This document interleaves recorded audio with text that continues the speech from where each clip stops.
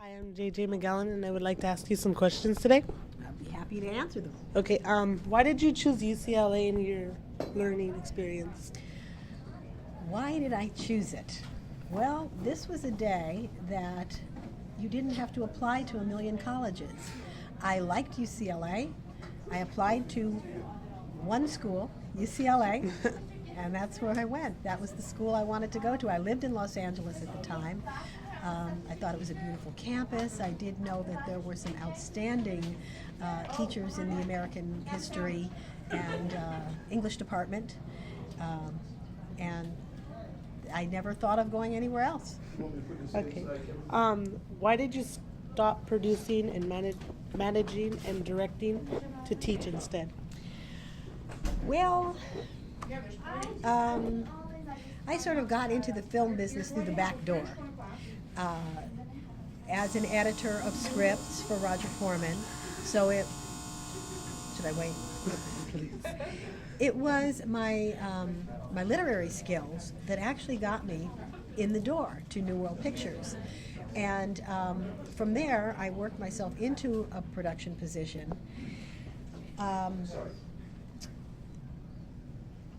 The skills that I had that I brought to bear in assistant directing and producing are skills that are transferable to other areas. I wasn't a film buff per se. I didn't go to film school, and it's a very ruthless industry. If you don't have the vision, if you're not going to be the executive producer, have the money, call the shots. It was a lot of work. I was doing a lot of low-budget films, 18-hour days. So what happened was, in between films, and sometimes you wonder, is it in between films or will you ever work again? I started doing some teaching at an after school of a friend who asked me to teach there, and they were so impressed that they made me the principal. And then they moved to Monterey Park, and then it wasn't going to be a part-time job anymore. I was living in West Hollywood at the time, and if I had to drive to Monterey Park and spend all that time on the freeway, it wasn't what I envisioned as a part-time job. So two of the students at this after-school academy said, "We don't really like the owners, we like you and Robert." My husband was teaching math there. This was for a short time. And they said, "We like you, can we come to your house?" So, that's 20-something years ago. So they came, and then they told somebody, and they told somebody, and without ever having advertised, we have been doing this. And it's a private after school. We do enrichment, test prep, and tutoring. We do all the tests from the private high school test, the Catholic high school test, PSAT, SAT, SAT 2 math, SAT 2 literature, Robert DeZapi calculus. It just took off. How much did UCLA cost then, and then how much did you pay for it? I don't even remember, but I know that I started working when I was 15, and I put myself through college. And whatever it was, it seemed like a lot at the time, because I had I worked all the way, starting at 15 all the way through. I don't remember what it cost, Okay. but I know I paid the bills. Nobody's coming after me. What are your personal specialties in writing? My personal specialties are grammar and usage. I'm very pedantic when it comes to grammar. I shudder when I hear something incorrect. So I'm very good at that, which makes me a pro for PSAT and SAT.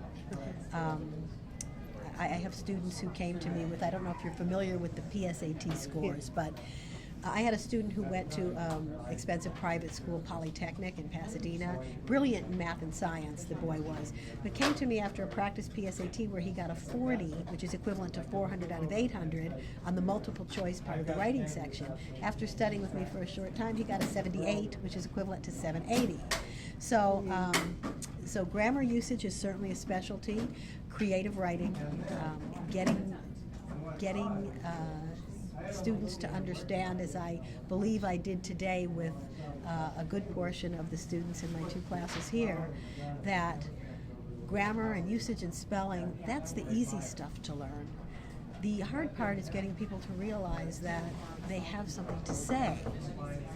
And my goal here today was to have the students hopefully leave with a new perspective about writing and with a vision of themselves as a writer. You know, cutting through all those, stumbling blocks of, first of all, learning a foreign language, and then it's scary, to write. Oh, I'm gonna spell it wrong. Oh, I'm gonna say it wrong. And then there's always just, well, I'm embarrassed about what I say and think and feel.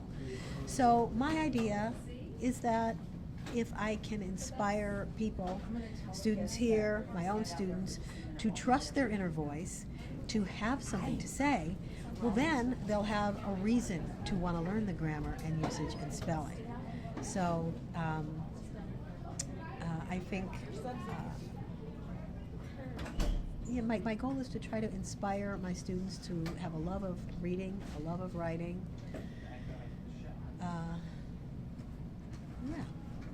Okay. How long did you work in the movie production career?